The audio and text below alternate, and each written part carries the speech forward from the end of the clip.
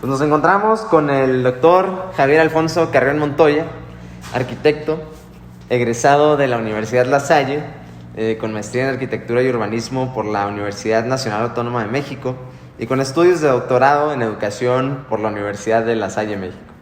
Y ha sido catedrático por más de 35 años. Y además de eso, es teólogo. Qué gusto tenerlo aquí. La primera pregunta sería: ¿por qué es necesario generar vivienda social asequible en nuestro país? Bueno, la vivienda social la tenemos como que muy etiquetada para condiciones de un estrato socioeconómico de medio para bajo, ¿sí? Y no me agrada mucho hablar de estrato económico, aunque a veces medimos el espacio en relación a los metros cuadrados según el estrato económico y social de la población, y entonces se le llama vivienda asequible porque puedes tener condiciones de optar por una vivienda teniendo bajos recursos. Pero ¿en dónde está la contradicción? La contradicción está en que la vivienda social no necesariamente implica la vivienda en las áreas urbanas, ni tampoco tiene que ser una vivienda mínima. ¿Cuál es la vivienda mínima? ¿Por qué se le llama vivienda mínima? En otro tiempo, la vivienda mínima era incluso de 30 metros cuadrados. Cuando fue el sismo de 1985 en la Ciudad de México, la vivienda se generó una condición de normatividad que surgió a raíz justamente del movimiento sísmico, ¿verdad?, que tuvo una cantidad de estragos tremendos. En esa época había viviendas congeladas, de renta congelada, y había vecindades en donde a veces en una sola vivienda habitaban 20 personas.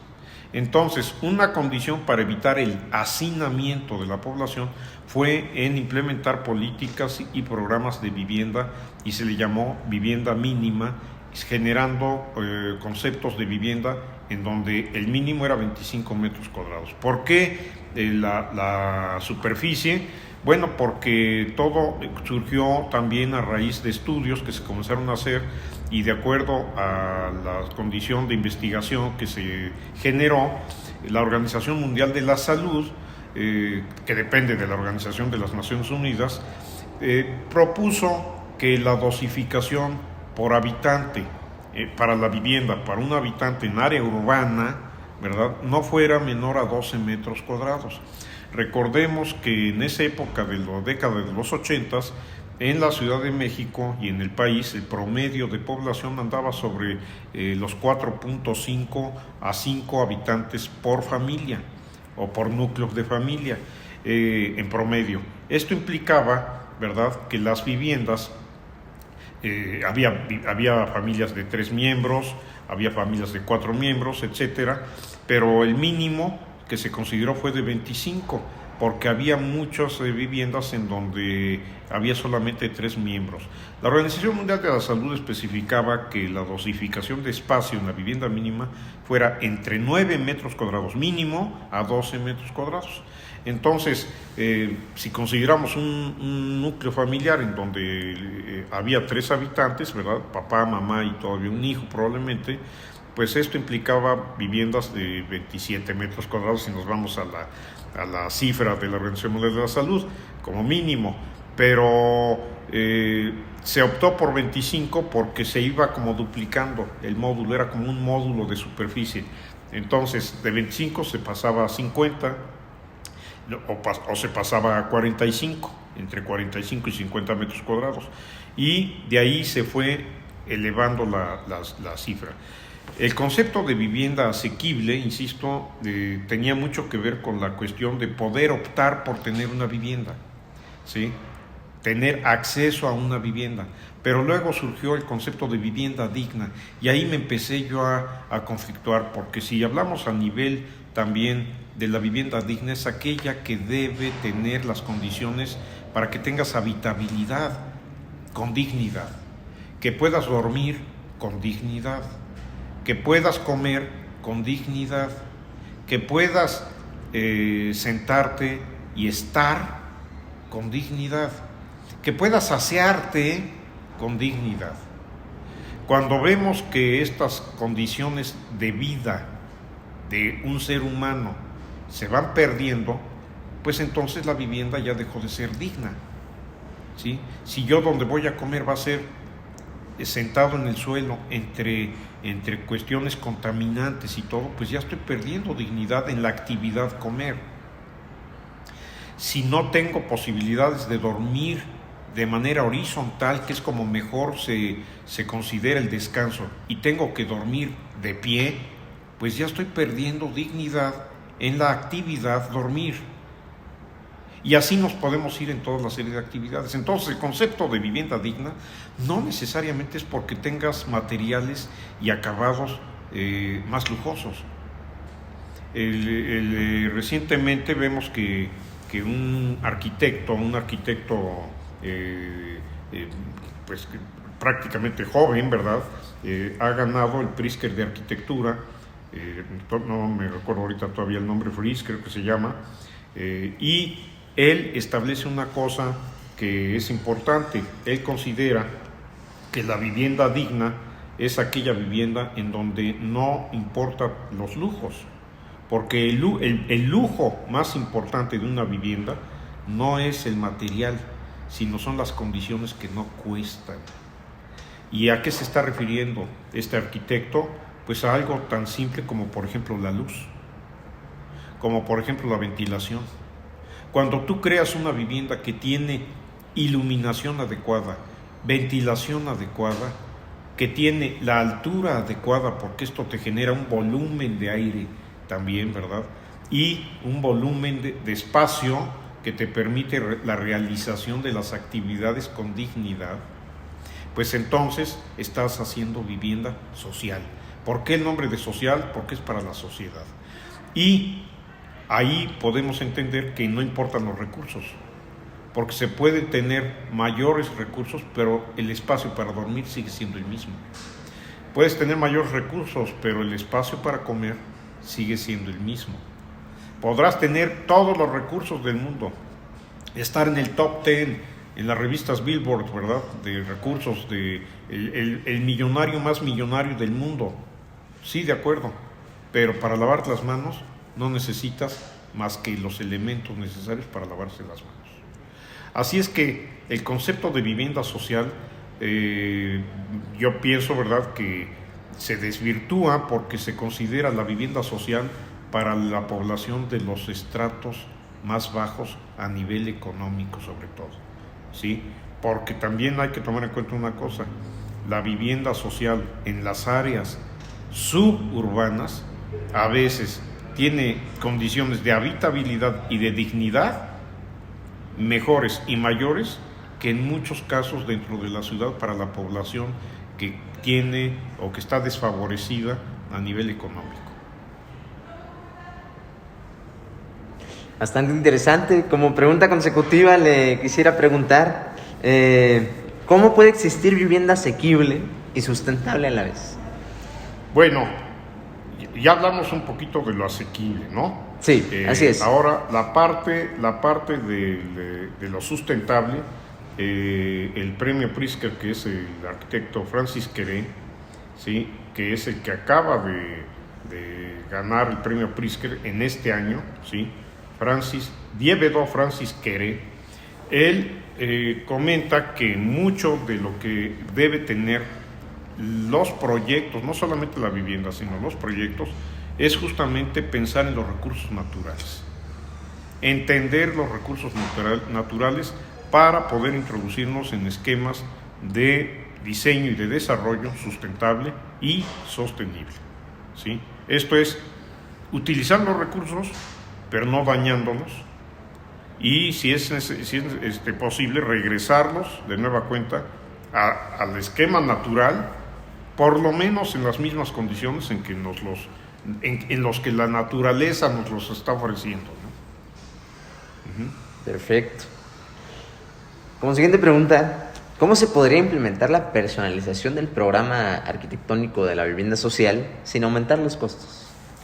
1, entendiendo a la población. 2, entendiendo los materiales que la propia región te da. Hay algo que no tenemos claro. Queremos industrializar todo en todos los lugares, en todas las ciudades, en todas las poblaciones. Y hemos perdido un poquito el concepto de la utilización del material que la tierra misma nos está dando. Si estoy en un lugar, ¿cómo puedo utilizar la tierra? ¿Cómo puedo yo tener una vivienda que la mayor parte, si no todos, pero la mayor parte de los materiales me los dé la región donde estoy haciendo la vivienda? ¿Sí? Y no que los tenga que importar, por decirlo de alguna manera, de otros sitios, porque no tengo el conocimiento para ver cómo hacer vivienda en el lugar donde estoy. Pongo un ejemplo. ¿Cómo puedo hacer vivienda social en zonas de difícil accesibilidad? ¿Cómo voy a llevar los materiales? ¿Cómo voy a llevar las ollas de concreto para hacer la cimentación? ¿Cómo voy a llevar los blocks para poder hacer los muros de mampostería? Si es inaccesible, tengo que llegar o en caballo o en helicóptero. Bueno, pues entonces tengo que recurrir a los materiales que la misma tierra me está ofreciendo. Pero como no tenemos ese conocimiento, bueno, pues entonces no puedo estar diseñando, ¿verdad?, para esta población, ¿no? ¿Sí? No sé si te contesté. Claro, claramente tienes que obtener los recursos que utilizarás para la construcción de la propia área. De la propia Porque área. aparte hay gastos en transportación. Exactamente. Si en la zona se produce y se fabrica tabique, pues voy a utilizar tabique. Sin duda alguna. Y voy a construir con tabique. Si se produce y se genera la cantera, pues voy a construir con cantera. ¿Sí? Si lo que se hace es que, como hacen muchas poblaciones en Canadá, que utilizan la madera, pero no talan los árboles, sino le hacen lo que le conocemos como un peeling, ¿verdad?, al árbol, la corteza que se puede regenerar, la pura corteza del árbol, y con esa corteza generan madera laminada. No quitaron el árbol. Es como cuando te haces el peeling, ¿verdad?, de la piel, cuando vas a la playa y te quemas un poquito, pues es un peeling, ¿no? Sí. Renuevas las células, ¿no? Bueno, pues eso ocurre, los canadienses lo hacen, y hacen madera laminada, y con esa madera laminada construyen, y hacen hasta estructuras, porque hacen hasta armaduras con la madera. Ya industrializada, desde luego, pero, claro, pero que surge de los mismos, de la misma región. Por supuesto. ¿Por qué nuestro país carece de desarrollo de materiales sustentables y baratos? Bueno, mira, yo ahí difiero un poco. Creo que sí se está incorporando en la industria cada vez más en atender este concepto de sustentabilidad. Si bien es cierto, todavía hay materiales que no son totalmente sustentables, yo veo que se va encaminando el proceso de fabricación para el desarrollo, sobre todo de viviendas, en elementos de sustentabilidad. Es decir, se está buscando que también se pueda reciclar el material. Ya se habla en muchos casos de la vivienda reciclable, ¿eh? Ya se considera ese concepto también como vivienda reciclable. ¿Eso qué quiere decir? Que bueno, hoy tienes la vivienda, puede durarte, puede ser permanente, pero al mismo tiempo es sustentable porque se utilizaron materiales de la misma naturaleza, materiales de la misma tierra, y ahí pues se recicla, porque la naturaleza se recicla a sí misma. ¿Sí me explico? Claro. Con siguiente pregunta, ¿desarrollos como el de Nonualco, Tlatelolco son viables hoy en día? Bueno, ya tocaste un punto que tiene que ver, por ejemplo, con lo que pensó en su momento el arquitecto Mario Pani d'Arquí. Mario Pani fue un visionario porque veía que la Ciudad de México mostraba un crecimiento cada vez más acelerado, y el territorio de la Ciudad de México no era tan grande como otros estados. Entonces, en ese tiempo la Ciudad de México se llamaba Distrito Federal, porque aquí estaban concentrados los poderes, el poder ejecutivo, legislativo, judicial, todo, y todo lo que implicaba estaba concentrado aquí. Era el distrito de la federación, es decir, era donde se concentraba todos los poderes que generaban una condición de gobierno para todo el país completo, por eso era un distrito federal. Federal quiere decir que es para todo el país. Se modificaron la legislación y hoy en día ya no es más el Distrito Federal, es la Ciudad de México. Pero la Ciudad de México, en ese entonces, ¿verdad? Mario Pani veía que tenía un crecimiento cada vez más acelerado. Iba creciendo la población en una proporción, vamos a decir, no lineal, sino muy acelerada y muy ascendente, y con ello también la edificación, el equipamiento, la infraestructura, la movilidad y el transporte. Y entonces Mario Pani veía que la mejor condición de aprovechar el suelo era en un crecimiento vertical, no horizontal. Claro. Y entonces, bueno, fue que se desarrolló Tlatelolco, pero antes de Tlatelolco, el mismo Mario Pani generó el concepto de lo que era el multifamiliar, el centro urbano Presidente Alemán, el conjunto multifamiliar Miguel Alemán, que así se le llama, y que precedió como concepto urbano lo que el mismo Mario Pani viniera a hacer después en Tlatelolco, ¿sí? El concepto de la vivienda vertical era un concepto que rebasó en su momento mucho las expectativas de lo que se tenía, porque todavía en la Ciudad de México se tenía una percepción de que la ciudad debía crecer horizontalmente, y nos perdimos en ese sentido porque los recorridos hoy en día implica de extremo a extremo de la ciudad un promedio de tiempo en movilidad de 4 horas. 4 horas al día, que ojalá fueran inversión de tiempo, pero es pérdida de tiempo, ¿no? Porque pues ojalá aprendiéramos un idioma o hiciéramos una carrera, no sé, pero estamos ahí en el vehículo 4 horas al día. Si sumamos, bueno, a la semana por lo menos fueron 20 horas, entre 20 y 25 horas a la semana, 100 horas al mes.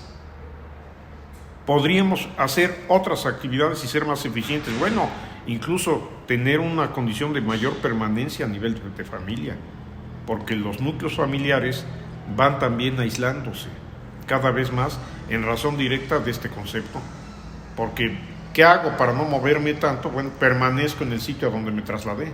Claro. ¿Y eso implica qué? Pues que no vea tanto a mi familia, pero estoy en la misma ciudad. Sí, pero tengo que moverme 4 horas diarias. Entonces, pues que no me mueva más allá de eso. Entonces, la vivienda y el crecimiento y el desarrollo vertical que veía Mario Pani implicaba una menor movilidad. ¿Sí? Porque no es lo mismo estar en el mismo lugar que extenderme de manera horizontal. Claro. Y eso tiene que ver mucho con la siguiente pregunta. ¿Por qué en nuestro país se apuesta más por el desarrollo horizontal que el vertical? Pues porque todavía seguimos con esa tendencia, ¿no? Seguimos con esa tendencia por un lado, y por otro lado porque parte de la condición humana pues no es vivir en el piso 53. Claro. ¿Verdad? Como que perdemos la escala. Nosotros somos más cercanos a la tierra más que al cielo. ¿Me explico? Así es. ¿Sí? Y no tiene necesariamente que ver con un concepto teológico, ¿sí? Sino somos más cercanos a la tierra. Mientras más cerca me sienta yo de la tierra, me siento mejor. Tiene que ver con una cuestión también emocional, también psicológica. Por eso las viviendas con edificios pero de corta altura pues están teniendo ahorita buen éxito, ¿no? Porque se está cubriendo la parte de que me puedo extender verticalmente, pero no en exceso, ¿no? ¿Sí? Y se está dejando solo para los grandes corporativos, oficinas, etcétera, los grandes edificios, ¿no? Claro. Y como última pregunta, ¿crees que hay una falta de inversión en proyectos nacionales, tal vez un tanto inclinados hacia la industria privada, como podría ser el ejemplo el Sargabloc, que es un bloque de sargazo? Veo que cada vez hay más recursos y hay una preocupación más consistente, sobre todo en muchos empresarios, y creo que los gobiernos, no solamente en México, sino en muchos lugares, en muchos países, deben ser cada vez más sensibles en esta condición, ¿sí? La tecnología va cambiando y va cambiando cada vez en mayor medida para bien en ese sentido, porque están recurriendo a conceptos en donde se tome en cuenta la sustentabilidad, ¿sí? Tanto para los materiales como para las estructuras, ¿no? ¿Sí? Y pues aquí lo que hace falta también es que exista una cohesión y una simbiosis de pensamiento entre políticas de gobierno y los aspectos empresariales, que no pueden estar disociados, no pueden estar peleados, de acuerdo. El gobierno, el Estado en cualquier país debe fungir como un elemento rector. Sí, porque me tienes que otorgar el permiso para hacer. Claro. Y por eso eres gobierno, ¿no? Pero yo tengo los recursos para hacerlo y te puedo apoyar y ayudar, porque a lo mejor pensamos que el gobierno o el Estado como poder político en cualquier país debe concentrar todo el poder económico para hacer las cosas, y no necesariamente. Debe haber una cuestión de sinergias entre la parte empresarial y la parte pública. Perfecto. Pues un agradecimiento, doctor. Miguel, con mucho gusto, Miguel. Sin duda alguna fue nutritivo en contenido y... Pues por ojalá ejemplo, te sirva. Y un abrazo a todos claro los que que me sí. escuchen. Y sin duda, cosas como las que pensamos a priori sobre que realmente había una carencia fuerte de materiales en México, pues sin duda nos has dado una idea de que pues no es así. Bueno, pues aquí hay que hacer, como decía Mies van der Rohe, less is more. Less is more. ¿Verdad? Menos es más. Con menos, ¿qué tanto podemos hacer de más? Claro. Pues un gusto y un abrazo a todos. Gracias, Miguel. Igualmente.